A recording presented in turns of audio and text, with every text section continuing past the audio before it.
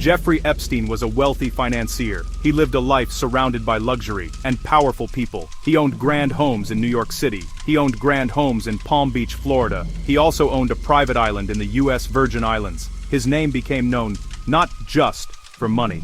Mats de boer jam, Durgenigstans, Bestinder, but for very serious criminal accusations. These accusations involve the abuse of young girls and women over many years. The story is complex. It involves wealth, power, and the justice system. The files matter because they offer a window into these worlds. They help show what happened and who was involved. This video explains the known facts and follows a timeline to build a clear picture.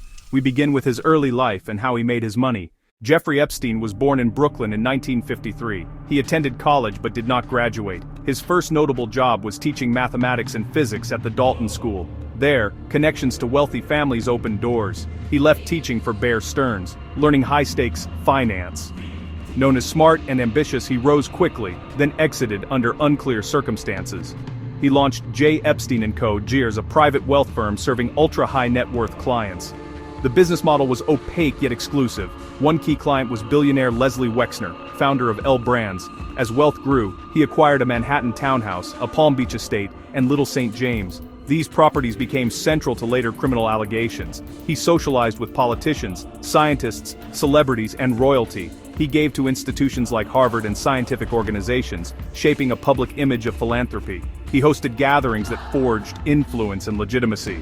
This polished image would make later accusations more shocking to the public. In 2005, a parent in Palm Beach called police to report her 14-year-old daughter had been abused by Epstein. Palm Beach police began a formal investigation. More young women came forward with similar stories. They described being lured to his home for so-called massages. Police uncovered a pattern: cash payments and recruitment of other girls. With mounting evidence, local police sought federal help, including the FBI. Federal prosecutors in Florida opened a parallel investigation. Evidence suggested interstate transport, potential federal crimes. A lengthy indictment seemed likely. Instead, in 2008, a secret non-prosecution agreement was struck. Then U.S. Attorney Alexander Acosta approved the deal, shielding Epstein and potential co-conspirators from federal charges. Epstein pleaded guilty to 2 state charges, registered as a sex offender, and paid some victims. He served 13 months with work release, up to 12 hours a day, 6 days a week. The arrangement was condemned as extraordinarily lenient and kept from victims for a long time.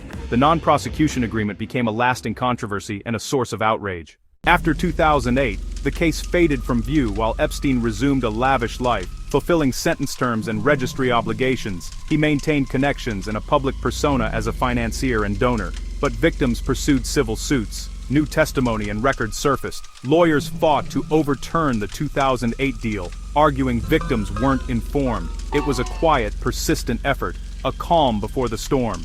In November 2018, the Miami Herald series Perversion of Justice changed everything. Months of reporting exposed the secret deal and detailed lenient treatment. Public reaction was shock and anger. Calls rose to reopen the case. Officials demanded answers. Acosta faced questions from Congress and media. A judge ruled prosecutors broke the law by not informing victims. A major victory. The reporting reignited a cold case into a national scandal. Momentum for accountability set the stage for the next chapter. While he resumed life, groundwork for a reckoning was laid. Dissatisfied victims, civil lawsuits, and legal challenges kept pressure building.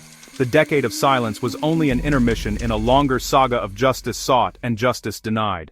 Public pressure led to new federal action. In July 2019, SDNY unsealed sex trafficking and conspiracy charges against Epstein. The indictment alleged a network abusing underage girls from 2002 to 2005 and beyond.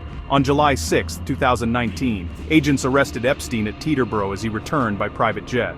Prosecutors argued flight risk and danger. A judge denied bail. Filings described a highly organized operation and included allegations from new victims. If convicted, he faced up to 45 years in prison. Parallel civil records were unsealed, revealing flight logs, depositions, and other evidence. On August 10, 2019, Epstein was found unresponsive in his cell and later pronounced dead. The death was ruled suicide by hanging. His death meant no public trial. Victims and the public were left without a courtroom reckoning. Investigations cited jail failures, sleeping guards, falsified logs, and camera problems. Speculation spread, though official probes upheld the suicide ruling. 2 guards were charged and later resolved their case. The warden was reassigned. Officials vowed investigations into co-conspirators would continue. After Epstein's death, focus shifted to associates, his estate, and unsealing documents. Many records come from Virginia Giuffre's 2015 civil suit against Ghislaine Maxwell. Unsealed files include flight logs, sworn depositions, contact lists, and schedules. Important, a name in a log or address book does not prove wrongdoing. The legal standard for guilt is much higher. Documents are leads, not verdicts. Still, the files map Epstein's ties across business, politics, and academia. A large 2020